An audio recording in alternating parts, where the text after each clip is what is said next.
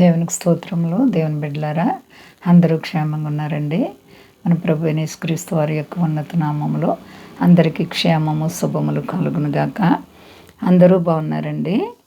ఈరోజు దేవుని వాగ్దానం రోమీలకు రాసిన పత్రిక 6వ అధ్యాయము 16వ వచనం.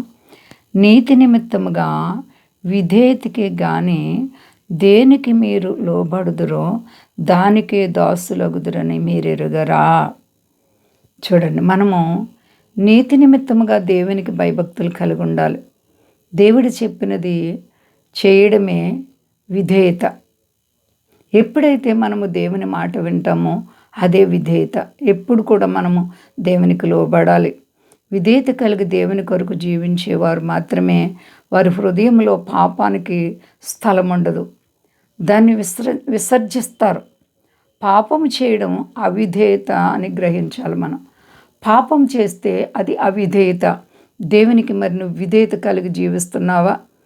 దేవునికి నీవు భయభక్తులు కలిగి జీవిస్తే నీ బ్రతుకు కాలమంతా కూడా దేవుడు నీకు తోడుగా ఉంటానని వాగ్దానం చేస్తున్నారు. నీ ఒకవేళ దేవాతి దేవునికి భయము, భక్తి, విశ్వాసము లేక నీవు తొట్టిల్లిపోతే దేవుడు నిన్ను మెచ్చుకోరు. దేవుడు మెచ్చుకునే పని ఏంటంటే నీవు ఆయన చెప్పినట్లు నడవడమే. ప్రియబిడ్డ, నీలో ఉన్నటువంటి అవిధేయతకు చోటిస్తే నిన్ను నరకానికి తీసుకుపోతుంది. కాబట్టి నీవు విధేయత కలిగి ఉండు. నీతి నిమిత్తముగా జీవించాలి, యథార్థతగా జీవించాలి, దేవునికి లోబడాలి. ఎప్పుడైతే నువ్వు దేనికి లోబడుతున్నావో దానికి నువ్వు దాసుడు. ఈ లోకానికి లోబడుతున్నావా? లోక స్నేహానికి లోబడుతున్నావా? అలాగైతే అదే నీ మీద పెత్తనం చేస్తుంది. మరి దేవునికి నువ్వు లోబడితే దేవుడు నిన్ను మోక్షానికి తీసుకెళ్తారు. కాబట్టి చెడుతనం విడిచిపెట్టి దేవాతి దేవుని బిడ్డగా నీ హృదయాన్ని సరి చేసుకో. క్రీస్తు వారు రాకడ ఆసన్నమైపోతుంది. కాబట్టి సిద్ధపాటు కలిగి ఉండాలి. ప్రియబిడ్డ, ప్రభు రాకడ దినాల్లో ఉన్నాం. ఎక్కడ చూసినా అపాయకరమైనటువంటి దినాలు. కాబట్టి దేవునికి భయపడదాం. అంతా క్షేమంగా ఉన్నారండి. ప్రార్థించుకుందాం. ప్రేమ నమ్మకమైన మా తండ్రి, నీ ప్రేమకు అంతం లేదు ప్రభువా.